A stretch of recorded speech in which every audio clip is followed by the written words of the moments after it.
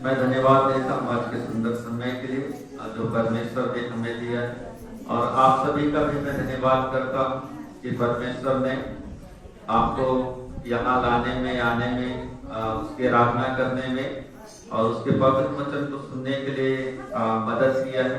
हम सब परमेश्वर को धन्यवाद देते हैं। और आज का जो संदेश है और जो हमने बाइबल पाठ पढ़े हैं कि बच्चे प्रभु की ओर से दान है, जो हमारे बेटे बेटियां हैं, इसके लिए हमने कोई कीमत नहीं चुकाया, ये परमेश्वर के द्वारा दिया हुआ दान है।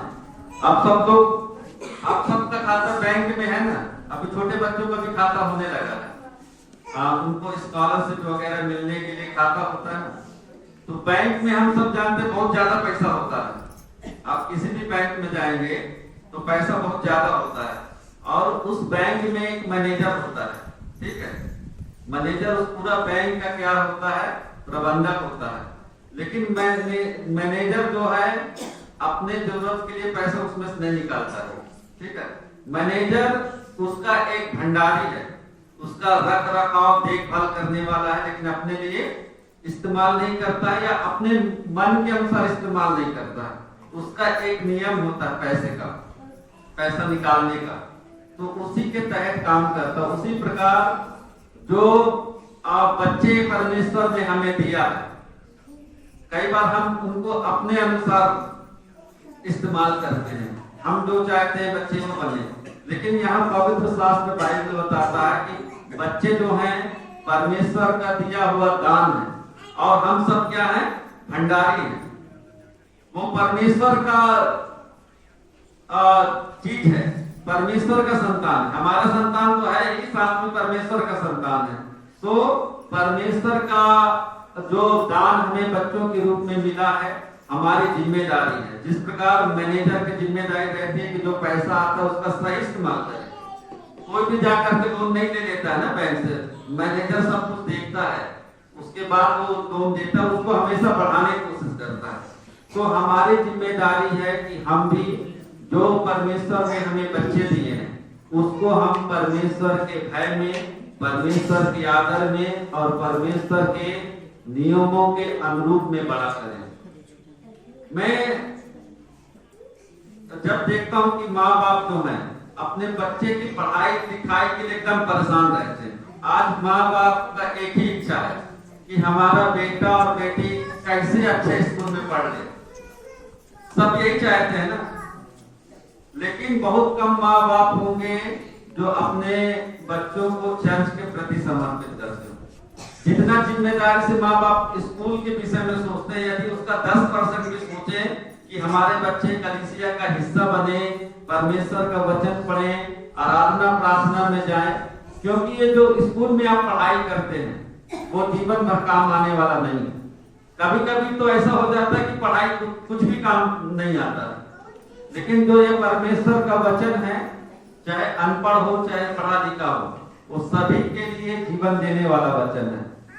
तो जिस प्रकार हम सोचते हैं कि हमारे बच्चे स्कूल जाएं, आप हर सीजन में बच्चे को भेजते हैं ना। अब ये ठंडी शुरू हुआ है, आप बच्चे को स्वेटर, ब्लेजर, उसका जो भी उलेन का कपड़ा होगा सब पहना के भेजते हैं। यहाँ तक कोहरा रहेगा, कुछ भी नहीं दिखाई देगा सड़क में, फिर भी आप कुछ ना कुछ प्रबंध करके पहुंचाने जाते हैं। और ये भी नहीं देखते हैं कि बच्चा पास में पढ़ेगा, अच्छे स्कूल है तो धूल में भी नाम लिखाते हैं। माँ बाप का यही इच्छा है कि हमारा बेटा अच्छा से पढ़े लिखे। तो उसी प्रकार मैं नहीं बोलता हूँ कि पढ़ाई लिखाई बेकार है, अच्छा है, लेकिन आप उसी के जैसे आप समझिए, उससे भी बढ़कर समझिए कि हमारा बेटा और बेटी बिना एब्सेंट करें हमेशा चर्च में जाएं, क्योंकि ये बच्चे ही आपके धन हैं, ठीक है। एक समय आएगा माँ बाप का जब उनके शरीर में ताकत नहीं रहेगा, उनके बच्चे ही उनकी ताकत है। तो आप अपने बच्चों को ऐसा शिक्षा दें जिस प्रकार से हम वचन पढ़ रहे थे, मैं आगे बताऊंगा, कि वो बुढ़ापे में भी आपका आदर करें, आपका सम्मान करें। बहुत सारे आज जो बूढ़े लोगों का क्या बोलते हैं, वृद्धा आश्रम, आप लोग सुने टीवी देखे ना, बूढ़े लोगों का आश्रम होता है, बूढ़े बूढ़ी लोग, तो वहां किनके माँ बाप हैं?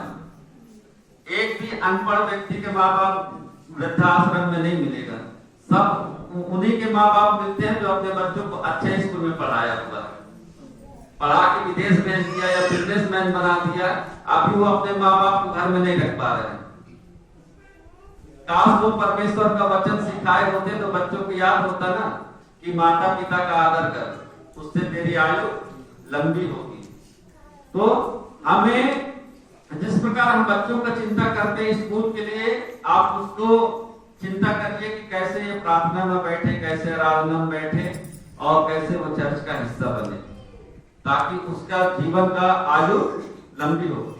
अभी जो हम स्टोरी पढ़ रहे थे शामुएल नबी का, हन्ना और एल्काना एक पति पत्नी परिवार थे, उनका कोई भी संतान नहीं था, और ये पत्नी को अक्सर करके लोगों से ताना मिलता रहा होगा बांझ होने का, और ये एक दिन गई मंदिर में प्रार्थना करने के लिए, तो वहां एक याजक था, एली याजक, और वो मन में ऐसे प्रार्थना कर रही है, उसका जो ओंठ है वो ऊपर नीचे हो रहा है, बज रहा है, लेकिन उससे साउंड नहीं आ रहा, ठीक है।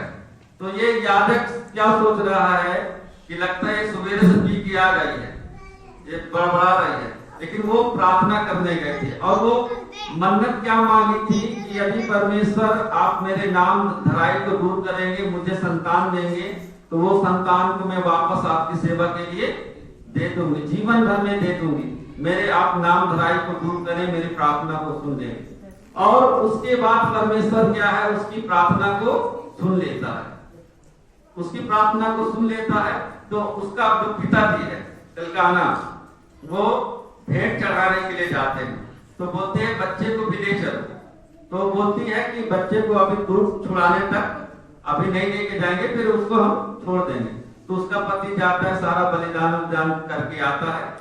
फिर जब बच्चे का दूध छोड़ने का उम्र हुआ, मान लीजिए 3 साल हुआ होगा, 3 साल हुआ होगा या थोड़ा उससे और ज्यादा हुआ होगा उन दिनों में, है ना, हमारे समय तो 3 साल तक बीते थे, उन दोनों में हो सकता 5 साल तक। तो वो दोनों पति पत्नी अपने बच्चे को ले जा करके परमेश्वर के भवन में उस याजक के हाथ में सौंप देते हैं कि आज से जीवन भर के लिए परमेश्वर का सेवा में, और फिर वो वापस अपने घर आ जाते हैं। बाद में परमेश्वर उनको और संतान देती है, एक से अधिक संतान देती है। यदि आप और हम उस परिवार के जगह में होते, दोबारा मंदिर में ही न जाते। क्यों? कि भैया बहुत मुश्किल से एक तो हुआ है, अब आगे होगा कि नहीं होगा, और परमेश्वर सब बात जानता है, हमको क्षमा कर देगा। कई लोग बोलते नहीं है, वो तो मुंह से निकल गया था कि हम परमेश्वर को अर्पण कर देंगे, और जब मिल गया तो बोलेंगे अब पता नहीं होगा कि नहीं होगा। परमेश्वर से हम माफी मांग लेंगे कि हम अपने बच्चे को अर्पण नहीं कर सकते, और हम देखते हैं कि उन्होंने अपनी प्रतिज्ञा को अधूरा नहीं छोड़ा, अपने बच्चे को ले जा करके मंदिर में छोड़ दिया, और परमेश्वर से जिस प्रकार इन्होंने प्रतिज्ञा किया था, वायदा किया था, वैसे ही किया। बाद में परमेश्वर ने उनको और संतान दिया। जब आप बाइबल पढ़ेंगे आगे तो 5 संतान उनको परमेश्वर ने दिया। हालेलुया। तो पहली बात जो है, अपने बच्चों को हमें प्रभु के लिए समर्पित करना चाहिए, अपने बच्चों को अर्पण करना चाहिए। एक विधि है अर्पण का, ठीक है, वो यहूदी लोगों का भी अर्पण का समय था, ठीक है। तो वो आजकल का अर्पण क्या है, माँ बाप जाते हैं अपने बच्चे के लिए प्रार्थना करा लेते हैं, हो गया, वो बच्चा दोबारा कभी चर्च में भी नहीं आया होगा। अर्पण का मतलब क्या है, हमने उस चीज को दे दिया। परमेश्वर ने सारे इजरायलियों के बदले लेवी लोगों को दे दिया था। जो याकूब का 12 बेटों में से एक बेटा था ना, परमेश्वर ने कहा था कि चाहे मनुष्यों का हो चाहे जानवर का, सारा पैदाउटे किसके लिए पवित्र होंगे, परमेश्वर के लिए पवित्र ठहरेंगे, उसे दूसरा कोई भी इस्तेमाल नहीं कर सकता। अर्पण का मतलब है कि वो चीज अब केवल परमेश्वर के काम में आएगा, दूसरा काम में नहीं आएगा। तो जब परमेश्वर ने मिस्र से उनको गुलामी से निकाल गए थे और मिस्रियों के पहिलौठों को मारा, चाहे वो मनुष्य के बच्चे हों चाहे जानवर के बच्चे, सबके पहिलौठों को मार दिया। उसी समय परमेश्वर ने ये कहा कि इस्राएलियों के सारे पहिलौठे, चाहे मनुष्य जाति के हों चाहे जानवर में से, सारे पहिलौठे परमेश्वर के लिए पवित्र ठहरेंगे। लेकिन परमेश्वर ने उन 12 गोत्र में से एक गोत्र को अपने लिए चुन लिया। फिर भी इजराइली लोग क्या करते थे, अपने बेटे तो सब बड़े बेटे जो हैं परमेश्वर के हैं, तो उसके बदले में वो दूसरा पशु लोग को दे देते थे कि ये मेरे बेटे के जगह में हम इसको दे रहे हैं। तो इस प्रकार से सारा पहिलौठा जो परमेश्वर को के होते थे, और वो लोग इस बात को याद रखते थे कि ये हम अपने बच्चों के बदले में दे रहे हैं। तो हमारी जिम्मेदारी बनती है कि हम अपने बच्चों को समर्पण करें परमेश्वर के प्रति, कलीसिया के प्रति। हम अपने बच्चों को समर्पण करें। तो एक बार आप अपने बच्चे को ले आए हो, प्रार्थना करा दिए, तो जीवन भर के लिए नहीं है। उसके बाद आपकी जिम्मेदारी है कि आप उसको बराबर चर्च में लेके आइए, बराबर अपने घर में परमेश्वर के वचन में सिखाइए, तभी वो सही अर्पण होगा। नहीं तो ये फिर ये खाली विधि विधान हो जाएगा कि ये हो गया प्रार्थना। कुछ समय पहले एक औरत आई थी, संडे का दिन ही था, वो मन्नत मांग ली थी कि बच्चे का बाल मुड़ाना। तो मैं मना कर रहा था, भाई मैं बोला तुरंत वाला काम हम लोग नहीं करते, पहले बताओगे तो। फिर बोले नहीं, मन्नत मांगे आज ही करना है। तो उसका हो गया, मुंडन हो गया, लेकिन वो औरत दोबारा हमको दिखाई नहीं दी। वो औरत दोबारा दिखाई नहीं दी। तो ऐसे आप लोग मत करिए। आप अपने बच्चों को परमेश्वर के लिए पवित्र बनाइए और परमेश्वर के को अर्पण करिए। अर्पण का मतलब है परमेश्वर के पवित्रता में, परमेश्वर के ज्ञान में, परमेश्वर के समझ में आप उसको बढ़ाएं। एक बार प्रार्थना करवा दिए और दोबारा न माँ दिखी न बच्चा दिखे, तो ऐसे वाला मत करिए। अपने बच्चों को समर्पित करें। और मैं पिछले सप्ताह में बताया हूं कि जिनके घरों में शाम का प्रार्थना नहीं होता, सवेरे का, इसलिए मैं बोल रहा हूँ कि सवेरे सबका अलग अलग टाइम है। औरतें खाना बनाने में और घर का काम करने में बिजी रहते हैं। पति जो है या घर के जो कमाने वाले हैं अपने काम की तैयारी में जाते हैं, बच्चे स्कूल में जाते हैं, इसलिए सवेरे एक साथ प्रार्थना करना संभव नहीं हो पाता। लेकिन शाम को सब लोग रहते हैं घर में। आप शाम को हर दिन आदत बनाइए कि आप परिवार के साथ बैठ के प्रार्थना करें। और जब आप साथ में बैठ करके प्रार्थना करेंगे, आपका परिवार धीरे धीरे क्या है, आशीषमय होने लगेगा। सारा श्राप, पाप, एक दूसरे के प्रति विरोध, ये सब कुछ खत्म होने लगेगा और आपका बच्चा सही से, आप भी समर्पण हो जाएंगे परमेश्वर के प्रति और आपके बच्चे भी समर्पण हो जाएंगे। और यदि ऐसा नहीं करते हैं तो आप ऑटोमेटिक अपने बच्चों को खो देंगे, यहाँ तक कि आपका जो बुढ़ापा होगा। आप लोग देखते होंगे ना, कई लोग के लिए हम प्रार्थना करते हैं ना, 4-4 बच्चे हैं, लेकिन ना बेटा बहू, 4 बच्चे, कोई भी उनको सांप नहीं दे रहा। खुद इस बुढ़ापे की उम्र में काम करके खा रहे हैं। कारण क्या है? वो केवल संसारिक ज्ञान अपने बच्चों को दिए हैं। अपने बच्चों को, यहाँ तक कि संडे में ट्यूशन होता है ना, इतवार को ट्यूशन होता है ना। हम लोग के समय में हम तो ना हम कभी ट्यूशन पढ़े ना हमारे बच्चे कभी ट्यूशन पढ़े। हम लोग ट्यूशन नहीं पढ़े, लेकिन हमारे समय में इतवार को ट्यूशन नहीं होता था। जो हमारे साथ दोस्त वगैरह थे, वो लोग इतवार को ट्यूशन नहीं होता था, लेकिन इस समय होने लगा। इतवार को भी यदि आपका बच्चा ट्यूशन पढ़ता है, आप बंद करा दो। ट्यूशन शाम को करा दो, नहीं तो इतवार को मत भेजो।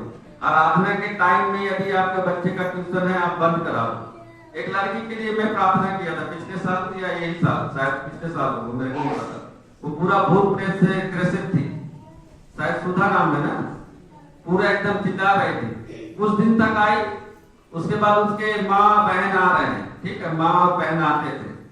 मैं बार बार उसकी माँ को बोल रहा था कि अपने बेटी को आप बराबर लेके आओ, जब चंगाई एक बननी है उस चंगाई को बना के रखो। नहीं ट्यूशन गई है, ट्यूशन गई है। मैं बोला अब ट्यूशन जरूरी है, मैं नहीं बोलता कि ट्यूशन बेटा बेकार चीज जरूर चीज है, लेकिन उससे भी बढ़कर ये है, जब परमेश्वर ने एक बार आशीष दे दिया, वो आशीष आपसे छीना भी जा सकता है, शैतान छीन लेगा आपसे। उस आशीष को आप बना के रखो।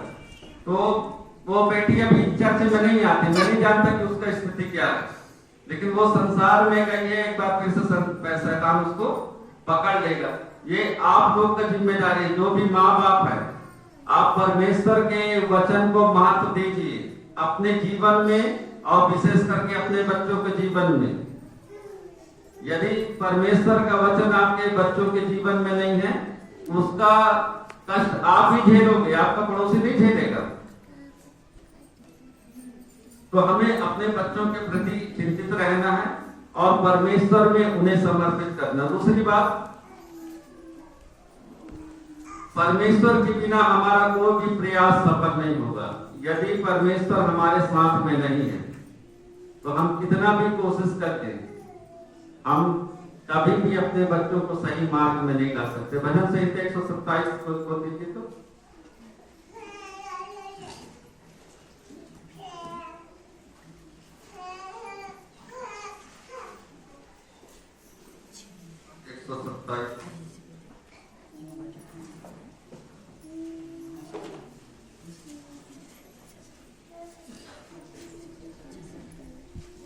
यदि घर को परमेश्वर न बनाए तो उसके बनाने वालों का परिश्रम व्यर्थ होगा। यदि नगर की रक्षा यहोवा न करे तो रखवालों तीन और 4। देखो लड़के यहोवा के दिए हुए भाग हैं, गर्भ का फल उसी की ओर से प्रतिफल है। जैसे वीर के हाथ में तीर, वैसे ही जवानी के लड़के होते हैं। देखिए यहाँ पर भजन संहिता में साफ लिखा है कि जो बच्चे हैं, लड़के जो हैं, परमेश्वर का दिया हुआ भाग है, या दिया हुआ उपहार है, दिया हुआ गिफ्ट है, और गर्व का फल उसकी ओर से प्रतिफल है। ठीक है, हम बच्चों के लिए हमने कोई पैसा नहीं चुकाया है, ये परमेश्वर ने हमें दिया है। और इसमें दूसरा है, जो चौथा है, टीका सबसे महत्वपूर्ण है। जैसे वीर के हाथ में तीर, वैसे ही जवानी के बच्चे हैं। जो वीर होते हैं ना, अभी तो तीर वाले नहीं होते हैं, लेकिन ओलंपिक में तीरंदाजी का गेम होता है। ठीक है, हम लोग महाभारत या रामायण में ये धनुषबाजी देखे होंगे ना। तो जो धनुषधारी होता है, वो अक्सर करके वो रखे रहते हैं अपने उसमें ना, टीवी में दिखाता है, और उसको जब कुछ ऐसा चीज दिखेगा, वो तुरंत निकाल के मार देगा, सोचेगा नहीं, निकाल के मार देगा। उसी प्रकार जवानी के बच्चे होते हैं। जिस प्रकार वीर के हाथ में तीर होता है, कहीं भी मार देता है, उसी प्रकार जवानी के बच्चे हैं। और जवान बच्चों का एक माइंडसेट ये होता है कि जो कुछ भी वो सोच रहे हैं और जो कुछ भी वो कर रहे हैं, वही सबसे बढ़िया है। मेरे माँ बाप हो, चाहे मेरा दादा दादी हो, चाहे मेरा टीचर हो, उनसे ज्यादा मैं जानकार हूँ, और मैं जो कर रहा हूँ मैं सही कर रहा हूँ। वो बाद में पता चलता है कि मेरा सोचना एकदम बेकार था।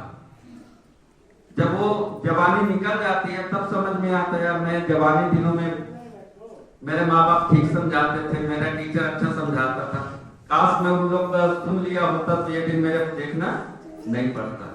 तो जो भी जवान बच्चे हैं, बेटा है, बेटी है, खास करके 17 साल से 24 साल की उम्र में, ये इस उम्र के जिसका भी बेटा बेटी है, वो बहुत ही अपने बच्चों को ध्यान दें,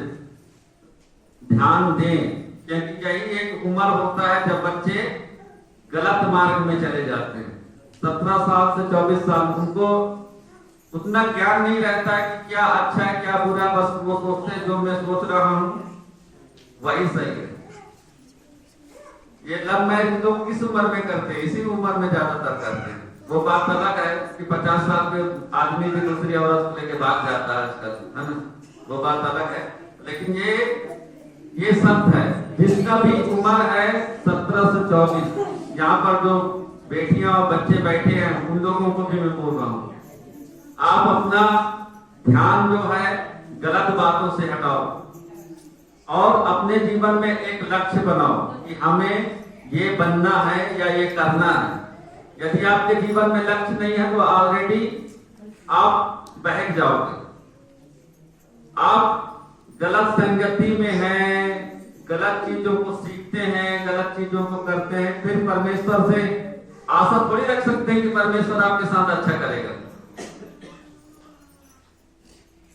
हम मनुष्य यदि हम जुआ खेलते हैं, गांजा पीते हैं, लड़ाई करते हैं, झगड़ा करते हैं, दूसरे की संपत्ति को हड़पते हैं, लालच करते हैं, फिर हम परमेश्वर से आशा रख पाएंगे कि परमेश्वर हमारे जीवन में ये करेंगे? कभी नहीं करेंगे। परमेश्वर कोई नेता नहीं है कि हमारे गलतियों में पर्दा डाल करके पैसा लेकर के हमारे लिए कर देगा, या कोई स्कूल का प्रिंसिपल नहीं है कि हम स्कूल नहीं जा रहे, पैसा दे करके प्रैक्टिकल में नंबर बढ़वा दिए। परमेश्वर महापवित्र परमेश्वर है, हमें उसके साथ पवित्रता से चलना पड़ेगा। इसीलिए यदि परमेश्वर हमारे साथ नहीं है, परमेश्वर के बिना हम कितना भी कोशिश करते हैं, हम कभी भी सफल नहीं होंगे। नए नियम में एक कहानी है, ठीक है। ये पतरस और भी जो शिष्य थे, यीशु मसीह का मृत्यु के बाद ये सब चले गए मछली मारने तिबरियास झील में। रात भर जाल यहां से वहां डालते रहे, कोई मछली नहीं मिला।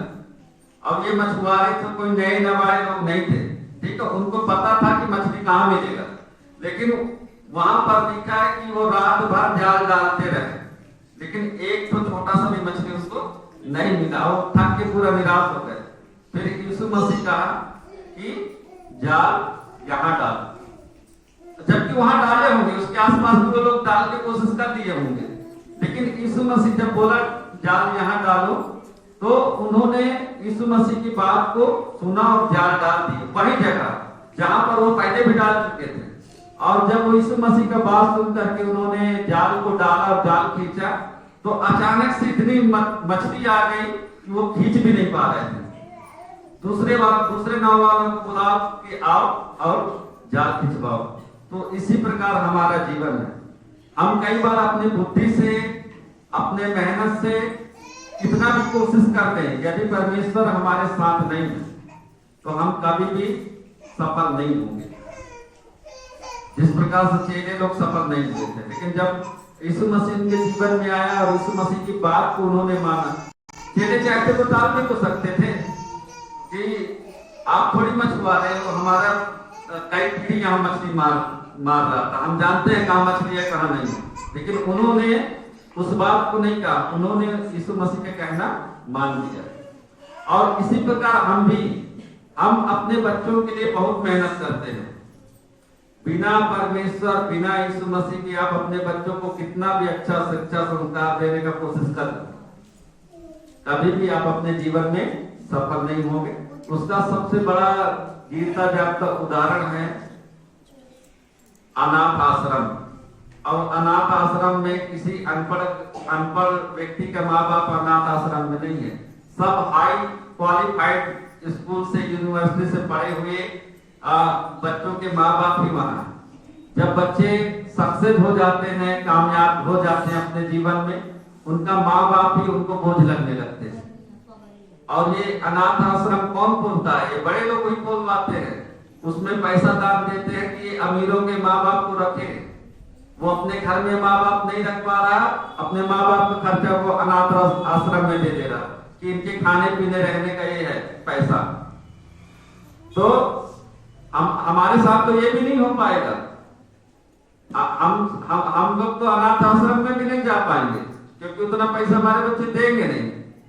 हम फिर वो अनाथ आश्रम में नहीं जाएंगे तो कहाँ दिखेंगे? जिनके माँ बाप, अपने माँ बाप को जो लोग निकाल देते हैं, बड़े घर के लोग तो अपने माँ बाप का सेटल कर देते हैं अनाथ आश्रम में। जो नहीं कर पाते तो वो माँ बाप कहाँ दिखते हैं? सड़क में दिखते हैं, सड़क में दिखते हैं। आप लोग देखे होंगे, गांव में भी आते हैं। उनको अपने बुढ़ापे की उम्र में जिंदा रहने के लिए भीख मांगना पड़ता है। मैं अभी फेसबुक में देख रहा था, एक व्यक्ति तक कितना अरबपति था, वो सब अपने बेटे के नाम में कर दिया वो बेटा ही उसको निकाल दिया, सड़क में आ गया बूढ़ा। तो ये आपके साथ ना हो, इसलिए आपको क्या करना है, अपने बच्चों को परमेश्वर के भय में और परमेश्वर के अधीनता में उनका पालन पोषण करना। तीसरी बात है कि हमें आज्ञाकारी होना चाहिए। आज्ञाकारिता हमारे जीवन में आज्ञाकारिता हमारे जीवन में आशीष लाती है। यदि हम आज्ञा नहीं मानते हैं तो हमारे जीवन श्राप में जाता। जब हम इफिसियों का पत्री पढ़ते हैं तो वहां परिवार के विषय में पौलुस लिखा है कि हे बालकों, अपने माता पिता के अधीन रहो। सबसे पहला जो वो लाइन लिखता है बच्चों के लिए लिखता है कि अपने अपने माता पिता के अधीनता में रहें। यहाँ पर जितने भी बच्चे बैठे हैं, ठीक है, हम सब का जिम्मेदारी है कि यदि हमारे माँ बाप हैं तो उनके पूरी अधीनता में हमें जीवन जीना चाहिए।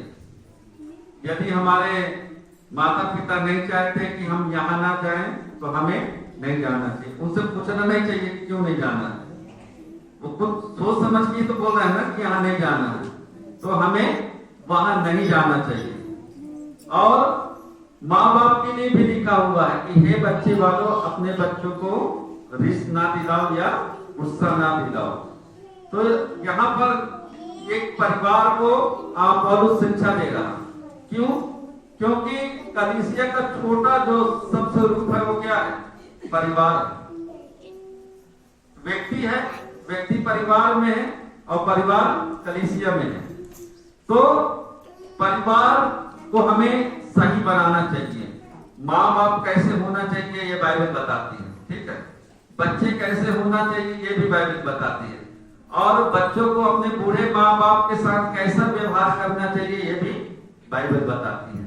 तो हमें आज्ञाकारी होना चाहिए। हमें जिस प्रकार से भी परमेश्वर आज्ञा देता है, और हम जहां भी हैं, जिस स्थान में भी हैं, यदि हमारे बुजुर्ग हमारे घर में है तो हमें उनके साथ अच्छा आदर करना चाहिए। क्यों? क्योंकि ये जो आपका बच्चे है ना, बेटा, वो देख रहा है कि हमारे माता पिता हमारे दादा दादी के साथ कैसे व्यवहार कर रहा है। वही बच्चा सीख रहा है। वो जो देखेगा वही आपके साथ करेगा। आप जाने अनजाने में उसको सिखा रहे हैं। अब क्या सिखा रहे हो, सही सिखा रहे हो, गलत सिखा रहे हो, वो आपका व्यवहार बताता है। कि आप अपने जो बहू लोग हैं, ठीक है, उनके लिए बोल रहा हूँ, जो बहू लोग हैं उनके लिए बोल रहा हूँ कि वो अपने सास ससुर के साथ कैसे व्यवहार करते हैं। जो आदमी लोग हैं वो अपने माता पिता के साथ कैसे व्यवहार, वो आपके बच्चा सीख रहा है, ठीक है। आप अपने व्यवहार के द्वारा उसको सिखा रहे हैं। यदि आप माँ बाप का आदर सत्कार कर रहे हो, यदि आप अपने माता पिता का आदर कर रहे हो, सास ससुर का, ये बच्चा भी देख रहा है। वही चीज वो आपके साथ भी करेगा। आप अच्छा कर रहे होगे तो अच्छा करेगा, बुरा कर रहे होगे तो बुरा करेगा।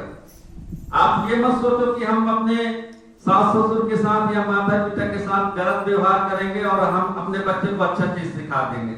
ऑटोमेटिक वो बच्चा सीख ही रहा है, जो आप कर रहे हैं वो सीख रहा है। तो हमें आज्ञाकारी होना चाहिए। जो भी हम परमेश्वर को वचन हमें निर्देश देता है, हमें आज्ञाकारी होना चाहिए। हमें अपने माता पिता को बहुत ही आदर देना चाहिए। बाइबल बताती है कि जो बाहर जाके बात कर लीजिए, बाहर जाके बात कर लीजिए, शायद आप नहीं पता होगा। बाइबल बताती है कि जब हम अपने माता पिता का आदर करते हैं, उसके साथ परमेश्वर ने एक प्रतिज्ञा भी दी है, आशीष भी दिया है कि वो बच्चा संसार में ज्यादा दिन तक जीवित रहेगा या अपनी आयु, पूरी आयु तक जीवित रहेगा। ये बात हम ना भूलें। अब दुनिया में कितने लोगों का आदर सम्मान करते हो, बात अलग है, करना भी चाहिए, लेकिन उन सब से बढ़ करके हमें अपने माता पिता का आदर करना चाहिए। माँ बाप अच्छे हो बुरे हो वो मतलब नहीं है। बाइबल ऐसा नहीं बताती है कि अच्छे माँ बाप है तभी आप उनका वो करो। कई बार माँ बाप गलत भी होते हैं। मैं ये नहीं बोलता हूँ कि हमेशा अच्छे माँ बाप होंगे। यदि माँ बाप गलत भी हैं फिर भी आपका जिम्मेदारी बनता है कि आप आदर करो, ताकि आपका बच्चा, आप अपने माँ बाप के लिए नहीं कर रहे, वो आप अपने लिए कर रहे हैं, क्योंकि आप अपने बच्चों को ऑलरेडी जाने अनजाने वो चीज सिखा दे रहे हैं। तो हम अच्छे माँ बाप हैं तो अच्छी बात है, सब लोग करते ही है ना। और यदि माँ बाप गलत भी हैं तो आप उनको आदर करना चाहिए, निरादर नहीं करना चाहिए। मैं एक परिवार में गया था, मैं करीब 17-18 साल का होगा, उस समय मैं प्रभु को नहीं जानता था। तो अपने एक फ्रेंड के साथ छत्तीसगढ़ में गया था, उसका बहन और जीजा रहते हैं, वो कोयला कंपनी में बहुत बड़ा ऑफिसर था, पूरा बंगला, सरकारी बंगला मिला हुआ था। तो हम लोग गए थे, वो ले गए हम लोग घूमने। तो उनके 3 बच्चे थे, एक बेटी और 2 बेटा, दोनों बेटा डॉक्टर है। तो जब उनके घर में हम लोग गए थे तो चेस होता है ना, खेलने वाला चेस, तो ये उसमें घोड़ा हाथी ऊंट होता है, ठीक है, राजा होता है, वजीर होता है। तो उसका पिताजी के साथ मैं चेस खेल रहा हूँ, तो उसका लड़का भी बैठा है। तो वो लोग परमेश्वर के जानने वाले लोग नहीं थे, उस समय तो मैं भी नहीं जानता था, लेकिन मैं उनके घर का एक सिस्टम देखा। कभी भी वो जो बच्चे थे ना, अपने पिताजी के बराबर नहीं बैठते थे। यदि पिताजी कुर्सी में बैठा है तो नीचे ही बैठेंगे, या नीचे उससे छोटा ही टेबल में बैठेंगे। तो ये संस्कार कहां से आएगा आपके बच्चों के जीवन में? ये स्कूल और कॉलेज नहीं सिखाएगा, ये आप सिखाएंगे। कैसे? जो आप अपने माँ बाप के साथ व्यवहार कर रहे हैं वही देख रहा है, वो बच्चा देख रहा है कि मेरे मम्मी पापा दादा दादी के साथ कैसे बात कर रहे हैं, वैसे ही बच्चे आपके साथ बात करेगा। और ये कोई स्कूल, कोई कॉलेज, कोई यूनिवर्सिटी नहीं सिखाता, ये बच्चा अपने घर में ही सीखता है। इसलिए हम जो बो रहे हैं, ठीक है, हम वही काटेंगे। हम कभी भी बबूल बो करके आप सरसों नहीं काटोगे, बुराई बो करके अच्छाई कभी नहीं काट पाओगे। आप जो बो रहे हो बाद में उसी का फसल आपको और हमको काटना है। तो आप सोच समझ करके बोलिए कि आप बो क्या रहे हो, अपने बच्चों के जीवन में क्या बो रहे हो। आप जो बोगे वही चीज उसमें बढ़ेगा और वही चीज रिटर्न आपको मिलेगा। तो हमें बहुत ही सावधान होने की जरूरत है अपने बेटा और बेटी के प्रति। और जो बेटा बेटी है, आप अपने मर्जी से शादी करने के लिए आप मत सोचो। आप अपने माँ बाप का पसंद किया हुआ ही लड़का और लड़की से शादी करो। वो बात अलग है कि शादी से पहले दिखाया जाता है लड़का लड़की को, पहले के समय में कुछ नहीं दिखाया जाता था। बाइबल के अनुसार यदि आप देखोगे तो अब्राहम अपने बेटे इसहाक के लिए पत्नी ढूंढने भेज दिया था अपने सेवक को, खुद भी नहीं गया था, अपने दास को भेज दिया कि जाओ मेरे कुटुंब में जाओ, और वहां से कोई मेरे बेटे के लिए पत्नी लेकर के आओ। ना अब्राहम देखा, ना उसका बेटा देखा, ना अब्राहम की पत्नी सारा देखी है। वो जो ले आया वो मंजूर हो गया। ना उसका बाप रिजेक्ट किया, ना माँ रिजेक्ट की और ना इजहार किया, क्योंकि वो शकल सूरत नहीं देखे थे। उसको इतना था कि मेरे कुटुंब में का होना चाहिए, काला हो, गोरा हो, नीला हो, पीला हो, पैसे वाला हो, ये सब नहीं देखा। वो देखा कि मेरे ही घराने का होना चाहिए। आजकल माँ बाप शादी के लिए क्या देखते हैं, और खासकर यहाँ की स्थिति तो बहुत बेकार है। जो यहाँ का कल्चर हो गया है, ठीक है, वो बहुत बेकार है, एक दिन पूरा समाज को ही खत्म कर देगा। आधुनिकता के उसमें हम एकदम पागल हो गए हैं, तो हमें इस आधुनिकता से बचना चाहिए।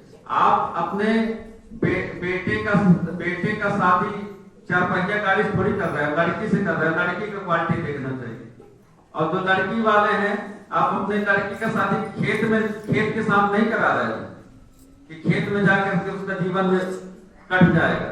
आप लड़के के साथ शादी करा रहे हैं, तो लड़का लड़की को देखना चाहिए। दहेज और गाड़ी और खेती ये सब देख करके मत करो।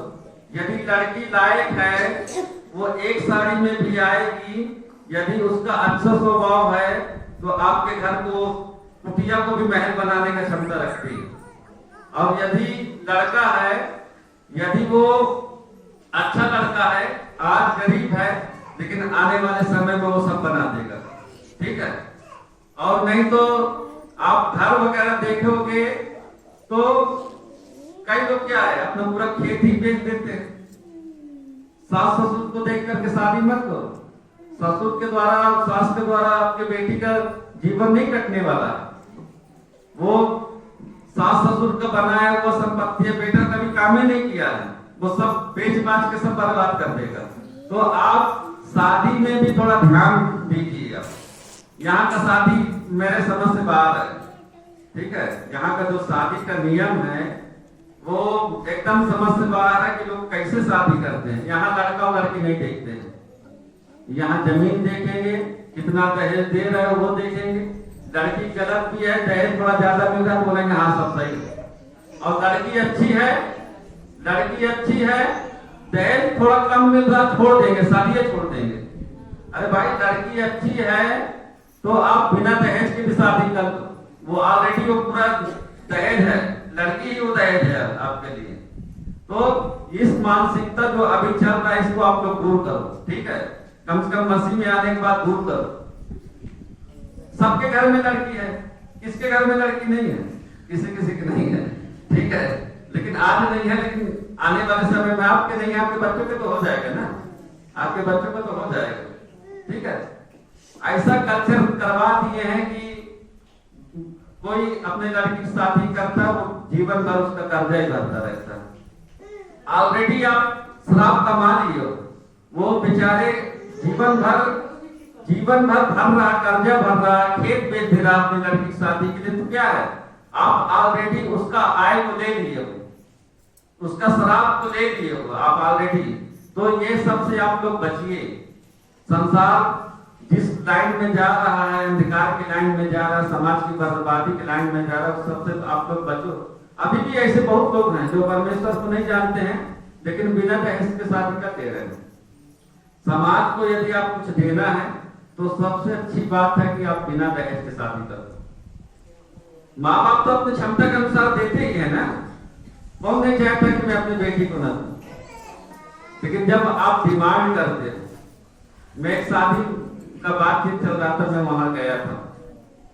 अब लड़की का पिताजी नहीं है, लड़की के भाई लोग शादी करा रहे, और जो शादी लगाने वाला था वो बोला था ये सीडी डिलक्स गाड़ी देने के लिए, या फिर 50,000 रुपया नगद। उस समय 50,000 में गाड़ी आती थी। अब जब बातचीत फाइनल होने लगा तो वो उनका साइन मांगने लगा लड़का। उसको इतना बोला गया कि भाई 50,000 रुपये ले लो और अपना पैसा मिला करके आप और जो भी गाड़ी खरीदना आप खरीद दो। वो नहीं माना। वो भी ये भी नहीं देख रहा कि लड़की का पिताजी नहीं है, लड़की के भाई लोग मजबूरी करके उसका शादी करा रहे। तो ये सब देख करके मैं नहीं जाता हूँ। कोई भी मेरे बुलाता शादी का बातचीत करके चल रहे हैं, भाई नहीं, हम नहीं जाएंगे, सीधा शादी में ही आएंगे। क्योंकि वहां शादी का बातचीत करने का मतलब दहेज का ही बात होता है। मैं 2-4 बार जाके मैं देख लिया वहां लड़का लड़की कितना पढ़ा लिखा है, वो सब करेंगे बात, लेकिन उतना ज्यादा बात नहीं करेंगे। क्या दोगे, बस इतना ही बात होता है। तो इस सब से आप बचो। आप बेटा बेटी बेच नहीं रहे हो अपना, ठीक है। जानवर का मोल भाव किसका होता है? जानवर का होता है ना, बेटा बेटी का थोड़ी मोल भाव होता है। तो आप परमेश्वर की आज्ञा मानो, अपने बेटा बेटी के लिए अच्छा रिश्ता ढूंढो, ठीक है, सही रिश्ता ढूंढो। दहेज कम ज्यादा के चक्कर में आप अपना जीवन और बच्चों का जीवन भी बर्बाद मत करो। और बच्चे लोग के लिए भी मैं बोलता हूँ, आप अपने माँ बाप का पसंद से शादी करो, ठीक है। संसार है, कई बार बेटियां बहक जाती हैं, लेकिन आप उन सबको कंट्रोल करो। आप अपने घर वालों के हिसाब से ही आप शादी करो। अंतिम बात बता के मैं समाप्त करूंगा। हमारी आज्ञाकारिता जो है परमेश्वर की योजनाओं को पूरा करता है।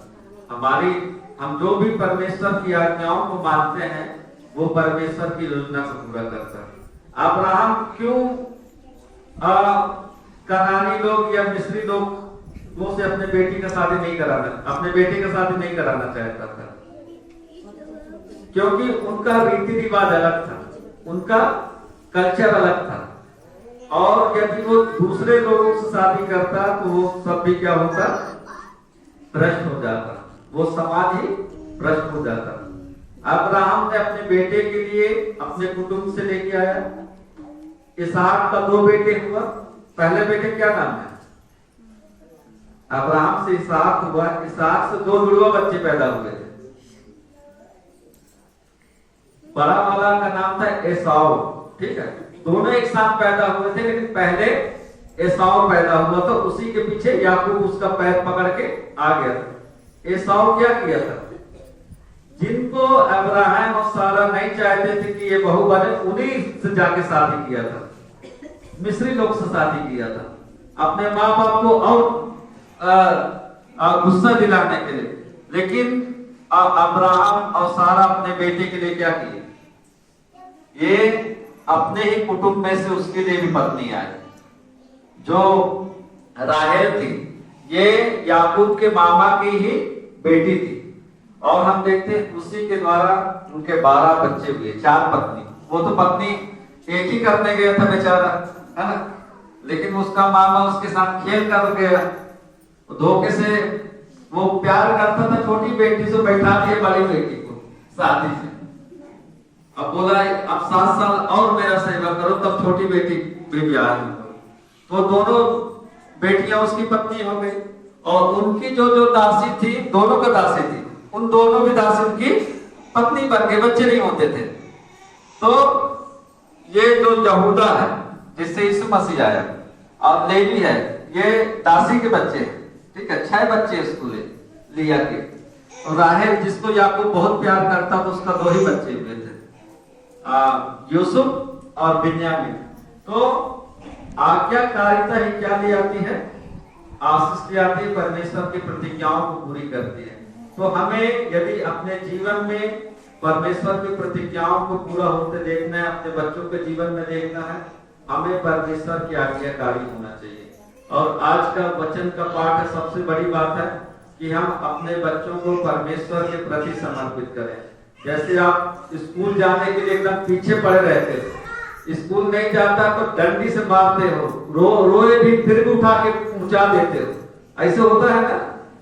बच्चा जब शुरुआत स्कूल जाना शुरू करता है, बच्चा अपने दोस्तों के साथ, माँ बाप के साथ ज्यादा समय व्यतीत करता। अभी एक 5 घंटा 6 घंटा स्कूल में बिताना, तो बहुत कम बच्चे हैं जो नहीं रोते। लेकिन आप बच्चा जब रो भी रहा है, आप उस समय उसका रोना तो नहीं, याद नहीं जाएगा, आज नहीं जाएगा। वो अच्छा माँ है, अच्छा बाप है, तो रोएगा, तो जानते हैं कि रोएगा है, तो उसको लगातार स्कूल में भेजेंगे। वो जान जाएगा बच्चा कि अब ये रोना धोना से काम चलेगा नहीं, भैया बैठना ही पड़ेगा। वो फिर एक दिन आएगा, 10 दिन 15 दिन या महीना दिन बाद वो चुपचाप जाकर के बैठने लगेगा, अपने से तैयार होने लगेगा, जान जाएगा दूसरा उपाय नहीं है, मेरे को जाना ही पड़ेगा। इसी प्रकार आप चर्च के लिए भी करो, आप चर्च के लिए करो, जिनके बच्चे खासकर छोटे हैं, ठीक है, बड़े बच्चे हो सकता आप ना माने, लेकिन जिनके बच्चे 4 साल 3 साल 5 साल 10 साल 12 साल तक बच्चे हैं, आप अपने बच्चों को कड़ाई करिए। 12 साल से ऊपर बच्चा है तो थोड़ा आप उसको मारिए पीटिए मत, लेकिन उसको धीरे धीरे आप लेकर के आइए।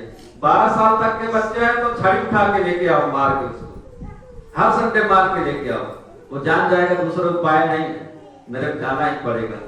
और ये जो कुछ आप करोगे, ये आप परमेश्वर के लिए भी करोगे, क्योंकि परमेश्वर के द्वारा दिया गया ये संतान परमेश्वर की संपत्ति है।